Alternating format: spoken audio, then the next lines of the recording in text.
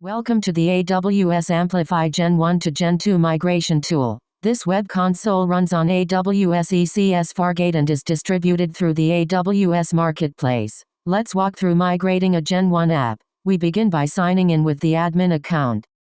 First, we connect to a Gen 1 application. We enter the Amplify app ID and choose the AWS region. The tool reads the backend in read-only mode, so nothing in your account is ever modified.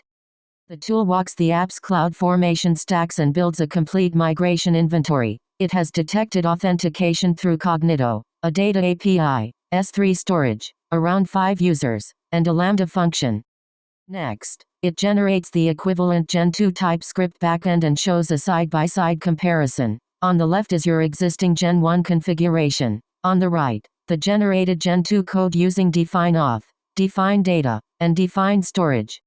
Finally, the apply step lays out the full migration plan, both automated and manual steps, and lists every generated file. With one click you can apply the migration and download the ready-to-deploy Gen 2 project.